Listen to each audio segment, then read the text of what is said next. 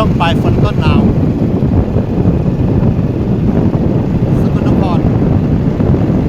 สามล้อคันนี้เลยครับโอ้เป็นยังไงพี่น้องเอ้ยบรรยากาศบ้านน้อยริมทาง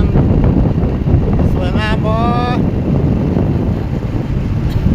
อยากมีที่อยู่ใกล้ทางแบบนี้เด้เนาะมาสร้างเงินสร้างซ่านเลยไปเดินทางทางพ้นกับบ้านน้อยริมทางเหมือนกันพี่น้องเอ้ยแต่เสียดายพ้นผมมีทางผ่าออกมาทางถนนนี่อย่างเดียวคอซื้อทางผ่ามาทางนี้ทางน้อยไปตลาดจะเศร้าขนาดเที่ยวทางไหนเนาะตานี่เนาะเที่ยวทางไหนเนาะ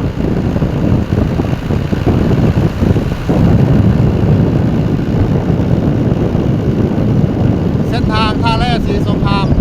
ตอนนี้กำลังมุ่งหน้าไปทางบ้านท่าแร่เด้อพี่น้องนะถนนบ้านนอกประเทศไทยเอาสวยงามสะดวกสบายประมาณนี้แหละพี่น้องเลยแต่ถนนหนทางเส้นนี้มันสร้างมาหลายสิบปีแล้วล่ะตัวมันเริ่มเห็นมากกับ50 กว่าปีเกือบ60 ปีแต่ลาดยางนี่เทคอนกรีตลาดยางนี่ตัดที่อยู่ราวๆบ้าง30 กว่าปีแล้วมั้งเฉพาะลาดยางนี่โอ้ดอกไม้สวยริมทาง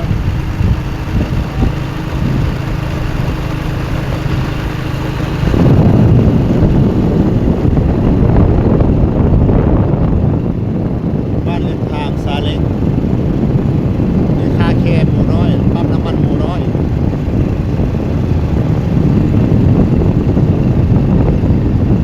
หมู่น้อยคาแคร์ใครจะได้มอเตอร์ไซค์มาเอาเด้อน้ำหมู่น้อยคาแคร์นี่เด้อ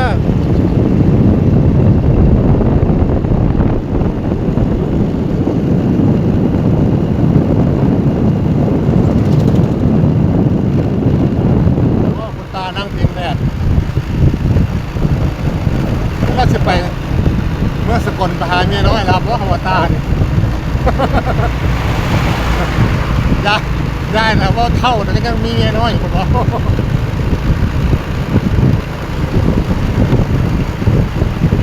เท่าแต่ยังมีเมียน้อยสวยผมบอก